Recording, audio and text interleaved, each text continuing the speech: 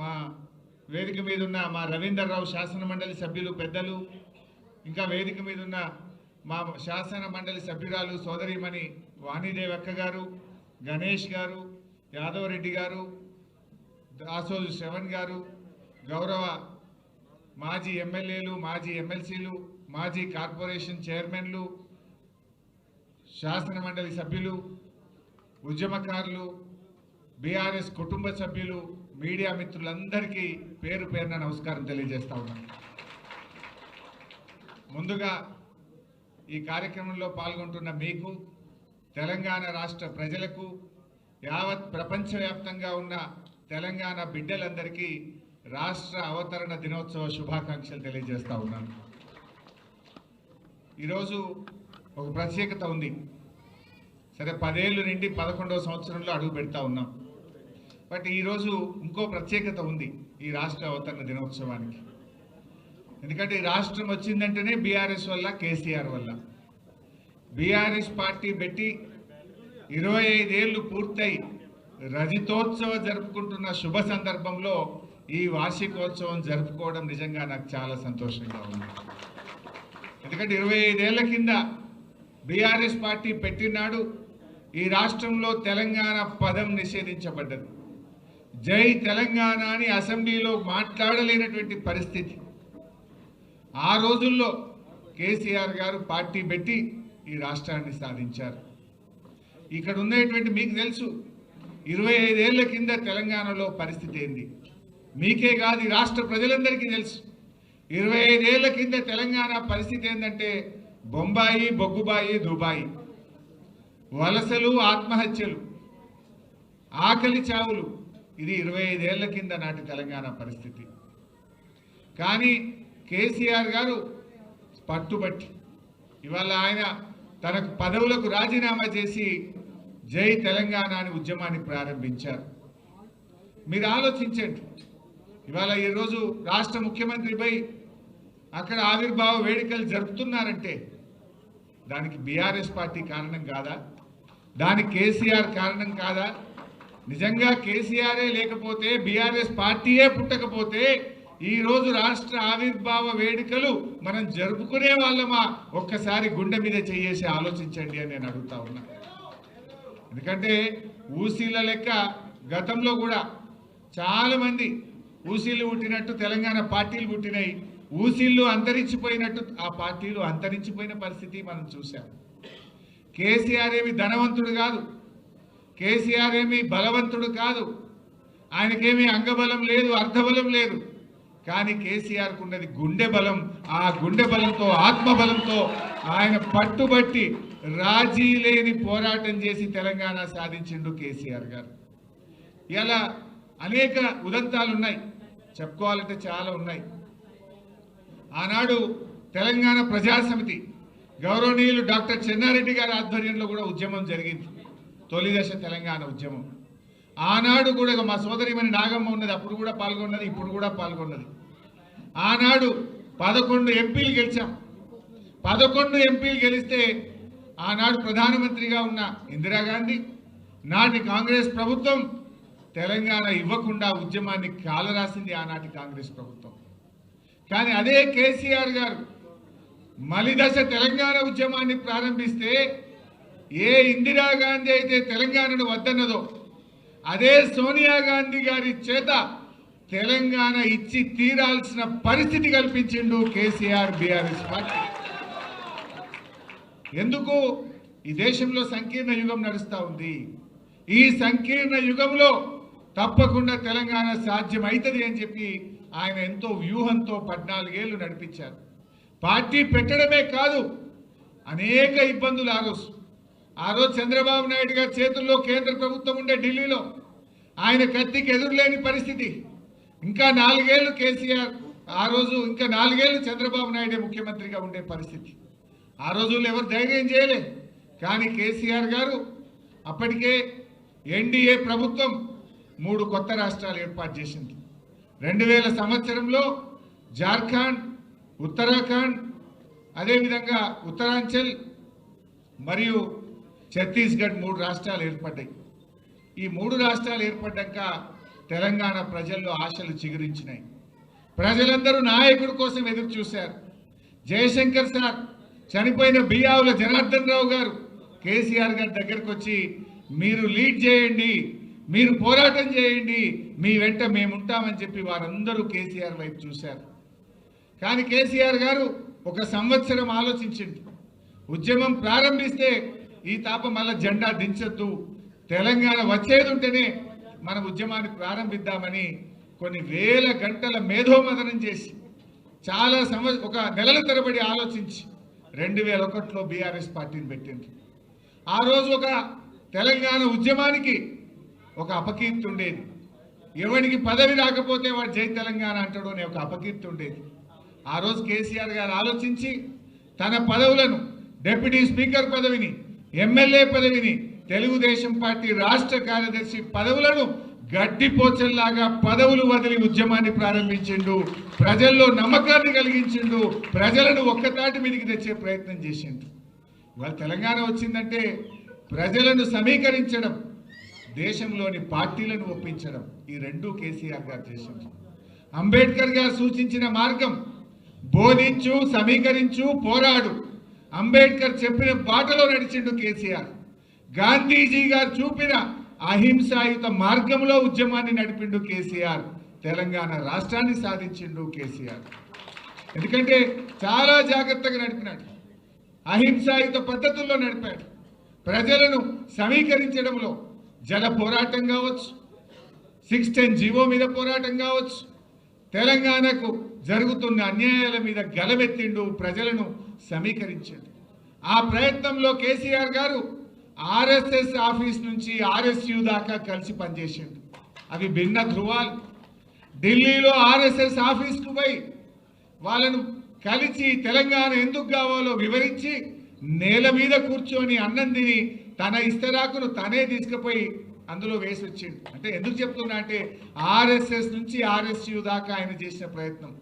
వినోద్ అన్న గారు ఆ రోజు ఎంపీగా కేసీఆర్ గారితో పాటు ఉండేవారు. దేశంలో 33 రాజకీయ పార్టీలను ఒప్పించి లేఖలు తెచ్చి ఆనాటి యూపీఏ ప్రభుత్వం ముందు పెట్టి తెలంగాణ ఇస్తరా ఇవ్వరా అని ఒత్తిడి పెంచిన నాయకుడు కేసీఆర్. ఇవాళ చాలా మంది మాట్లాడుతున్నారు, అసలు త్యాగాలకు మారు పేరు కేసీఆర్. 3 సార్లు ఎంపీగా రాజీనామా చేసినాడు, ఒకసారి ఎమ్మెల్యేగా రాజీనామా చేసినాడు, కేంద్ర మంత్రిగా రాజీనామా చేసినాడు, ఎమ్మెల్యేగా రాజీనామా చేసినాడు. బహుశా ఈ దేశంలో త్యాగాలకు మారు పేరు ఏదైనా రాజకీయ నాయకుడునంటే ఒక కేసీఆర్ మాత్రమే. త్యాగం చేసింది, రాజీనామా చేసింది తన కోసం చేయలేదు, తెలంగాణ 4 కోట్ల ప్రజల కోసం చేసిండు. ఆ త్యాగాల పునాదుల మీద తెలంగాణ సాధించిండు కేసీఆర్. ఇవాళ ఎవరెవరో మాట్లాడుతున్నారు కేసీఆర్ మీద. ఇవాళ మాట్లాడుతున్న రేవంత్ రెడ్డి ఆ రోజు మలిదశ ఉద్యమంలో డిసెంబర్ 9, 2009 తెలంగాణ వచ్చింది. ఆంధ్ర ఎమ్మెల్యేలు, ఎమ్మెల్సీలు రాజీనామా పెడితే మళ్ళీ ఇచ్చిన తెలంగాణ 27 తారీఖు వాపసు తీసుకున్నారు. ఆ రోజు జేఏసీ ఏర్పాటు చేసి తెలంగాణలో అందరు రాజీనామా చేయాలంటే ఇదే రేవంత్ రెడ్డి ఆ రోజు తెలుగుదేశం పార్టీలో ఉండి జిరాక్స్ కాగితం ఇచ్చిండు తప్ప స్పీకర్కు ఒరిజినల్ కాగితం ఇవ్వలేదు. రాజీనామా చేయమంటే ధైర్యం లేదు, రాజీనామా చేయకుండా వెన్ను చూపి పారిపోయిన నాయకుడు. ఒక్కనాడు జై తెలంగాణ అనే వ్యక్తి, అమరులకు ఒక్కనాడు శ్రద్ధాంజలి ఘటించని వ్యక్తి, ఇంకా ఆయన ఉద్యమకారుల మీద తుపాకీ పట్టుకొని బయలుదేరిన రైఫిల్ రెడ్డి రేవంత్ రెడ్డి. ఇంకొక నాయకుడున్నాడు ఈ రాష్ట్ర బీజేపీ అధ్యక్షుడు. ఆనాడు బీజేపీకి 2 ఎమ్మెల్యేలు, ఎండల లక్ష్మీనారాయణ గారు, కిషన్ రెడ్డి గారు. తెలంగాణ కోసం రాజీనామా చేయాలంటే కేసీఆర్ గారు మేమందరం రాజీనామా చేసినాం. బీజేపీకి వెళ్ళి రాజీనామా చేయమంటే పాపం ఎండల లక్ష్మీనారాయణ గారు రాజీనామా చేసిండు. ఇదే కిషన్ రెడ్డి గారు ఆనాడు రాజీనామా చేయకుండా వెన్ను చూపి పారిపోయిన వ్యక్తి. అంటే బీజేపీ అధ్యక్షుడు ఆనాడు తెలంగాణ కోసం త్యాగం చేయలే, రాజీనామా చేయలే. అదేవిధంగా ఈనాటి ముఖ్యమంత్రి తెలంగాణ కోసం రాజీనామా చేయమంటే చేయకుండా పారిపోయిన వ్యక్తి. ఇవాళ వాళ్ళు కేసీఆర్ని విమర్శిస్తున్నారు, ఇవాళ వాళ్ళు బీఆర్ఎస్ పార్టీని విమర్శిస్తూ ఉన్నారు. బీఆర్ఎస్ఏ లేకపోతే, కేసీఆర్ఏ లేకపోతే 14 ఏళ్ళు ఈ పోరాటాన్ని కొనసాగించుండకపోతే ఆమన్న నిరాహార దీక్ష పట్టుండకపోతే ఇవాళ తెలంగాణ వచ్చునా ఒక్కసారి గుండె మీద చేసుకొని ఆలోచించాలని కోరుతాను. తెలంగాణ ప్రజలు స్వయం పాలనలో ఆత్మ గౌరవంతో ఈరోజు తెలంగాణ ప్రజలు బతుకుతున్నారంటే గులాబీ జెండా అనే దానికి కారణం అని చెప్పి నేను గుర్తు చేస్తాను. ఈ గులాబీ జెండా పుట్టుండకపోతే ఇవాళ స్వయం పాలనలో ఆత్మ గౌరవంతో తెలంగాణ ప్రజలు బతుకుండే వల్ల ఆ రోజు ఏమందరు తెలంగాణ వచ్చినాక కూడా అవమానపరిచిండ్రు.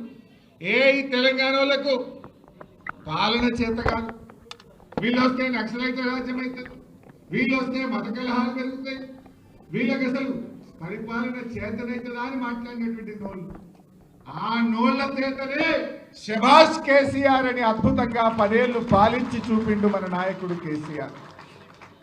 ఎంత అద్భుతంగా జరిగిందో కూడా మీకు తెలుసు.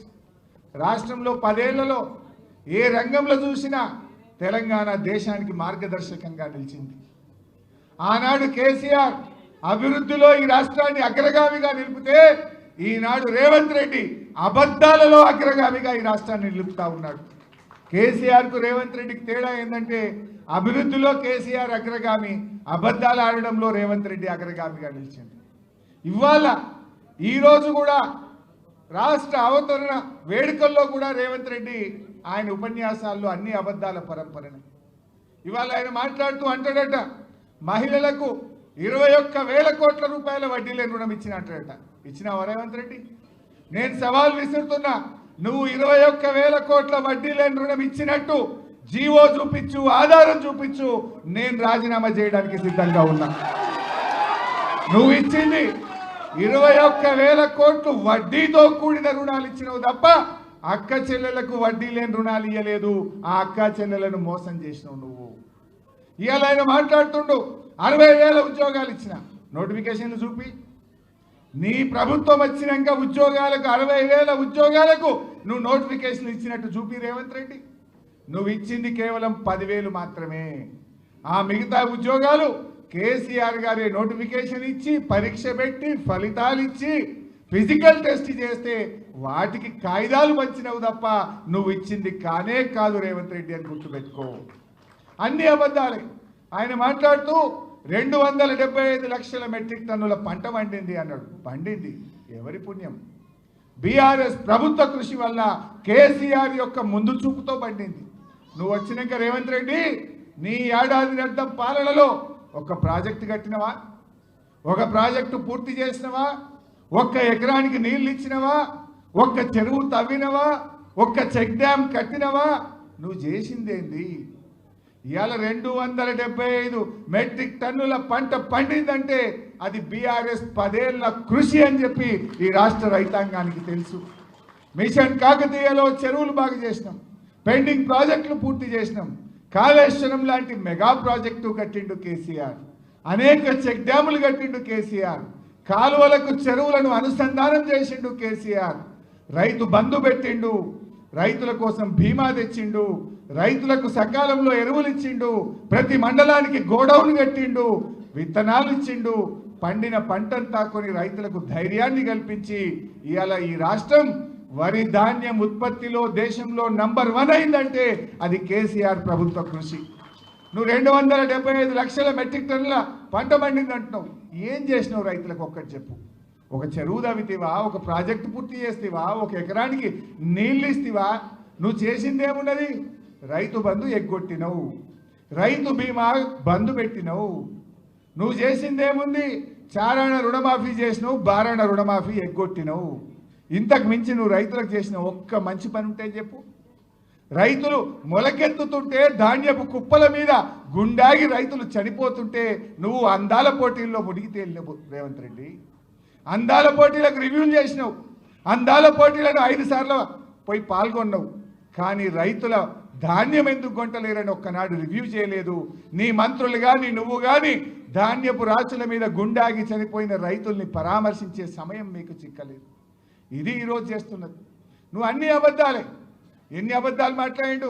15 ఆగస్టు నాడు ఈ రాష్ట్రంలో రైతుల రుణమాఫీ చేసి తీరుతా అన్న ముఖ్యమంత్రి ఈ రోజు కన్నా చేసినవా? మళ్ళా 15 ఆగస్టు వచ్చింది. ఒక్క ఏడాది కడుపు కట్టుకుంటే 40,000 కోట్ల రూపాయల రుణమాఫీ చేస్తా అన్నావు. నువ్వు చేసింది 16-17 మరి కడుపు కట్టుకోలేదా? మిగతా పైసలు ఢిల్లీకి కప్పం కట్టినవా? నీ జేబుల్లోకి పోయినాయా? ఎక్కడికి పోయినాయో చెప్పు. ఎప్పటిలోగా చేస్తావో చెప్పు. నువ్వు దేవుళ్ళ మీద ఒట్టు పెట్టి 15 ఆగస్టులోగా రుణమాఫీ చేస్తా అని మాట తప్పినావు. మొన్న అసెంబ్లీ సమావేశాల్లో మార్చి 31వ తేదీ కల్లా రాష్ట్రంలో రైతులందరికీ రైతు బంధు వేస్తా అన్నావు. 31 మార్చి పోయింది, ఇవాళ 2 జూన్ వచ్చింది. ఈరోజు కూడా రైతు బంధు డబ్బులు రైతులకు పల్లె. అసలు నువ్వు ఒక్క విషయమన్నా రాష్ట్ర అవతరణ దినోత్సవం నాడు కూడా నిజం మాట్లాడకపోతే వెనకటికి ఏదో శాపం ఉన్నట్టు ఏదో అంటారు చూడు, నువ్వు అబద్ధం ఆడకపోతే తలబలిగి చనిపోతావు అన్నట్టు ఈ రేవంత్ రెడ్డికి అట్లాంటి శాపం ఏదో ఉన్నట్టు అనిపిస్తుంది నాకు. అబద్ధాలు తప్ప నిజాలు పలకడు. మరి మన కేసీఆర్ అభివృద్ధిలో ఈ రాష్ట్రాన్ని అగ్రగామిగా నిలిపిండు. ఎన్ని అద్భుతాలు! ధాన్యం ఉత్పత్తిలో నంబర్ 1, డాక్టర్ల ఉత్పత్తిలో తెలంగాణ నంబర్ 1 చేసిండు కదా. ప్రతి జిల్లాకు ఒక ప్రభుత్వ మెడికల్ కాలేజ్, 35 గవర్నమెంట్ మెడికల్ కాలేజీలు పెట్టి సంవత్సరానికి 10,000 డాక్టర్లను ఈ దేశానికి అందిస్తున్న రాష్ట్రంగా తెలంగాణను నిలిపిన ఘనత మన బీఆర్ఎస్ ప్రభుత్వాన్ని. తలసరి ఆదాయంలో తెలంగాణ నంబర్ 1, విద్యుత్ వినియోగంలో తెలంగాణ నంబర్ 1, మరి జిఎస్డిపి పెరుగుదలలో తెలంగాణ నంబర్ 1, రాష్ట్ర సొంత ఆదాయ వనరుల వృద్ధిలో తెలంగాణ నంబర్ 1, గొర్రెల మాంసం ఉత్పత్తిలో తెలంగాణ నంబర్ 1, చేపల ఉత్పత్తిలో తెలంగాణ నంబర్ 1, చెట్ల పెంపకంలో తెలంగాణ నంబర్ 1. ఇట్లా కేసీఆర్ అభివృద్ధిలో తెలంగాణ నగరంగామిగా నిలిపింది. రేవంత్ రెడ్డి నువ్వు ఎన్ని అబద్ధాలు ఆడుతీవి? 6 గ్యారంటీలు అంటివి, బాండ్ పేపర్లు ఇస్తేవి, మొదటి సంతకం రుణమాఫీ మీదనే అంటివి. నీ అబద్ధాలకు హద్దు పద్దు ఉన్నదా? అధికారంలో రాకముందు అబద్ధాలే, అధికారంలో వచ్చిన తర్వాత కూడా అబద్ధాలు. కానీ కేసీఆర్ ఒక్కటే చెప్తుంటాడు, మనం అధికారంలో ఉన్న ప్రతిపక్షంలో ఉన్న మన ఆలోచన అంతా తెలంగాణ కోసం కావాలి, తెలంగాణ ప్రజల కోసమే పనిచేయాలని చెప్పి ఇవాళ కేసీఆర్ ఆలోచనలో పనిచేస్తున్న పార్టీ బీఆర్ఎస్ పార్టీ. ఇవాళ ప్రతిపక్షంలో ఉన్నా మనం ఎక్కడ ఆగుతలేం కదా. ఈ ప్రభుత్వం మెడలు వంచి ఆ 16-17 వేల కోట్ల రుణమాఫీ అయిందంటే బీఆర్ఎస్ పోరాటం వల్ల అవుతా ఉంది. ప్రతి అడుగడుగున ఈ ప్రభుత్వం తప్పిదాల మీద మూసి బాధితుల్ని కాపాడింది ఎవరు? BRS party. నువ్వు హైడ్రా పెట్టి పేదల ఇండ్లు కూలిస్తే ఆ పేదలకు అండగా నిలబడ్డది ఎవరు? BRS party.